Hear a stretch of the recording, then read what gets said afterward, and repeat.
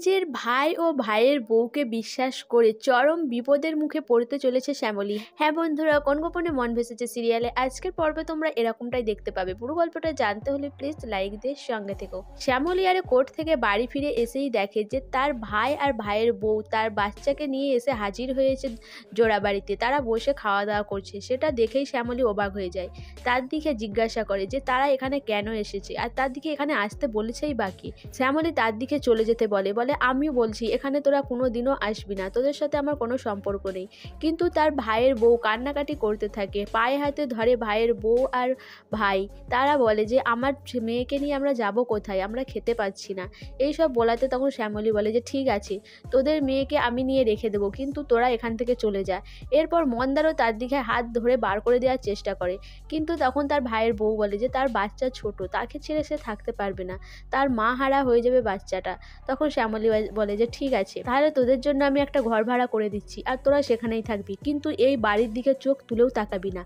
এরপরে মন্দা তার দিকে হাত ধরে বাইরের দিকে দেখিয়ে দেয়। তারা ওখান থেকে বেরিয়ে যায়, কিন্তু অরুণাভ সমস্ত কিছু ঘরের উপর থেকে দেখতে থাকে। সে তার দিকে ফোন করে বলে যে শুধু ঘর নিলেই হবে, তোমার দিকে তো পয়সা করিও নিতে হবে। আর সেই জন্য শ্যামলীর আজকে যে একটা বড় ইভেন্ট রয়েছে, তোমরা সেখানে চলে যাবে। সেখানে গিয়ে গ্রেট বেঙ্গলের হয়ে তোমার দিকে কাজ করতে হবে। তখন তারা বলে যে ঠিক আছে। এরপর তারা অরুণাভর কথা মতো ওখানে গিয়ে হাজির হয়ে যায়। এদিকে শ্যামলী অনিকেত আর অনন্যার বিয়ের যে ইভেন্ট সামলাতে সেখানে গিয়ে সবাই মিলে সব কিছু দেখাশুনো করা শুরু করে। শ্যামলী যখন রান্নার দিকে যায়, গিয়েই অবাক হয়ে যায়, দেখে যে তার ভাই আর ভাইয়ের বউ সেখানে কাজ করছে। শ্যামলী বলে যে এখানে তোরা কি করছিস, তোর দিকে এখানে কে ডেকেছে, বেরো আগে এখান থেকে। তখন তারা বলে যে দিদি তোমার পয়সায় আমরা খাবো না, আমরা খেটে খাবো, আমরা কাজ করে দিচ্ছি, তুমি তো আমাদের ঘরে দেখে দিয়েছো, তা বলে কি তোমার পয়সায় খাবো। এইসব নানা রকম কথা বলে নাটক করতে থাকে, কিন্তু শ্যামলী তাদের নাটকে না ভুলে ওখান থেকে বার করে দেয়। কিন্তু তাদের মধ্যে একজন বলে যে শ্যামলী দি ওরা ভালো কাজ করছিল, ওরা সত্যি হয়তো কাজ চায়। তাদের কথা শুনে শ্যামলী তার ভাই আর ভাইয়ের বউকে আবার কাজে রেখে দেয়। এদিকে অরুণাভ মুখে চাপা দিয়ে ছদ্মবেশে হাজির হয় ওখানে। তার ভাই আর ভাইয়ের বউকে শিখিয়ে দেয় যে আজকে শ্যামলীর নাক কাটতেই হবে। শ্যামলী তোমার দিকে অনেক অপমান করেছে না, শ্যামলীর যদি মুখ না পোড়াতে পারো তাহলে আর কি করলে।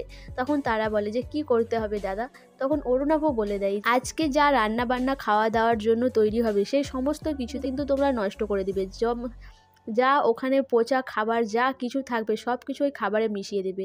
আর যখন সময় হাতে থাকবে না, শেষ মুহূর্তে যখন শ্যামলী সবাইকে খাবার জন্য বসতে বলবে, তখন খাবার না পেলে ও কি করবে, ওর মুখটাই তো পুড়বে। তখন কিন্তু গ্রেট বেঙ্গল থেকে ওকে তাড়িয়ে দেবে। ওদিকে দেখানো হয় শ্যামলী ওই দিকেই আসে, কিন্তু শ্যামলী কোনো কিছু দেখে একটা চমকে যায়।